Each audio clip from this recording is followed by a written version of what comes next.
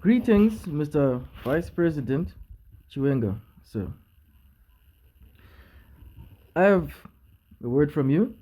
I certainly believe from the Spirit of Yahuwah, whom is the Almighty. Before I get deeper into the message that I have for you, I just want to introduce myself and just say a few things. My name is Kurai Dube. In times past, I'm not even a person who has voted in this nation. It's never been something that I've been led to do. In times past, and even up to now, the Spirit of the Almighty has led me to pray for the nation, to pray for you, the leaders. And if people are even going to check my track record, you will see that I've been encouraging the same for Zimbabwe and Zimbabweans in general for many years now. I've been encouraging people to pray for you, the leaders. I've been encouraging people not to insult the leaders, especially vulgarly. I've been encouraging people not to hate the leaders, but to pray for them, as according to 1 Timothy chapter 2 says. So I've never been divided by political parties or by any sort of division in regards to you, the leaders. So, Mr. Vice President Chiwenga, a lot of people in this nation, they believe that making a message directly to you now is something that should be feared. It's something that people should not do at all. But I just want to read from this passage, which is in Romans chapter 13 from verse 3. It says, "For rulers are not a terror to good works, but to the evil.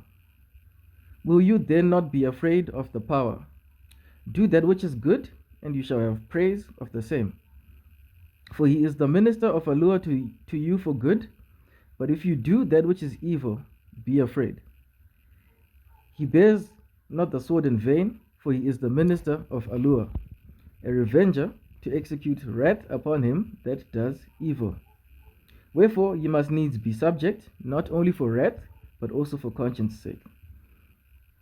So according to that passage in Romans chapter 13, I have no reason to be fearful of making this message. Because as you will see, as people listen further, it is not an evil work that I will do in this video, or an evil work that I'm doing to you right now. But if scriptures are actually looked at properly, it can certainly even be called an act of love. So, I've also noticed, Mr. Vice President Chiwenga, that many people in Zimbabwe have a lot of opinions about people like you, about the leaders, and quite frankly, a lot of people even have pompous mindsets where they feel like they're better than you according to the flesh. So I just want to read this from the Bible to show that actually, as a matter of fact, all have sinned, and there is nobody, according to the flesh, who's any better than you.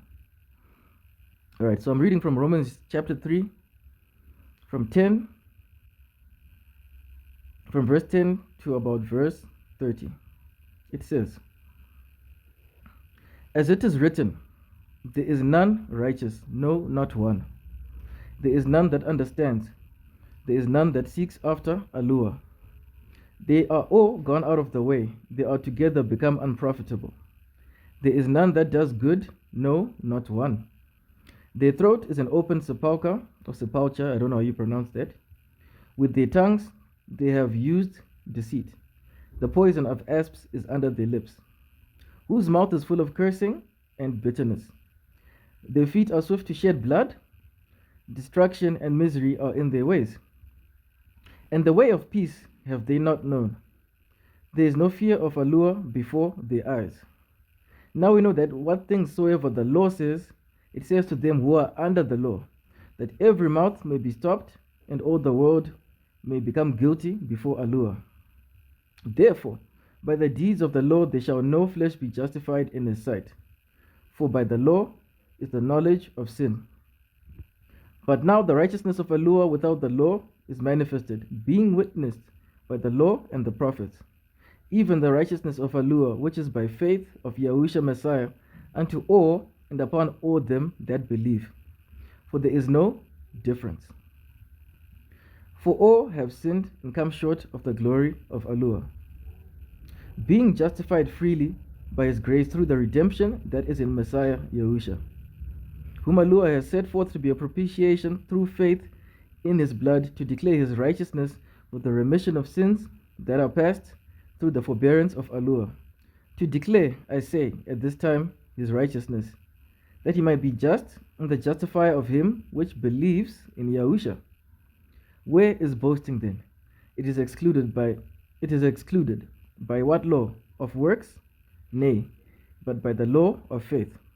Therefore, we conclude that a man is justified by faith without the deeds of the law. Is he the Aluah of the Jews only? Is he not also of the Gentiles? Yes. Of the Gentiles also, seeing it is one Aluah which shall justify the circumcision by faith and uncircumcision through faith. So, yes, the circumcision will be the Jews, the uncircumcision is the Gentiles, all whom are justified by faith. Yes. So, as we can see from that passage, what many people actually think about some of the leaders is very incorrect. We actually have all sinned and fall short of the glory of Aluah. Yes. So this is even what I'm here to say to you, Mr. Vice President Chiwenga. I'm actually here to exhort you to believe in Yahushua Messiah. I'm here to tell you that salvation is not what you may have heard many preachers who claim to be of Messiah to be, right? A lot of people have made salvation and forgiveness of sins from the Almighty to seem as if it's something that you work for, that it comes by endless nights of you being on your knees praying, that it's something that comes by you doing good. The truth is, all you need to do is believe in Yahushua Messiah. And what that means is not to simply believe that Yahushua was a man who walked on earth. But to believe the gospel means to believe that his works that he did are the ones that cleanse us, that we are saved by his righteousness, his finished work of the cross, and not our own righteousness. As Ephesians chapter 2 says, salvation is by grace through faith, and not works, lest any man should boast. I know many preachers have hesitated, and I can even call them so-called preachers, many of them, have hesitated to tell people who are in power like you the truth about the gospel. It's a shameful thing that they've been afraid to do so, because we've actually been instructed to preach the gospel to everybody. So I'm here to exhort you and to encourage you, and to exhort you and to encourage you to believe in Yahushua Messiah, to believe the true gospel of grace, not law, so that you too may have the Holy Spirit, whom will be your helper and your comforter, as is promised to all those who believe, who will even show you things to come, as he has promised to do for those who believe. And frankly, this message, as much as it's directed to you, sir, it is also directed to all of ZANU-PF and anybody who hasn't understood the gospel or believed in it. That by simply believing in him, we're saved eternally, and there's nothing that can even reverse that. There's absolutely nothing that can reverse that. Once salvation is received, it cannot be lost. So I have another passage I want to read to you. And I certainly believe that Yahushua, whom is known by many as Jesus, has led me to read these things out to you. Alright, so this is Isaiah chapter 1, verse 18. It says, "Come now, and let us reason together, says Yahuwah. Though your sins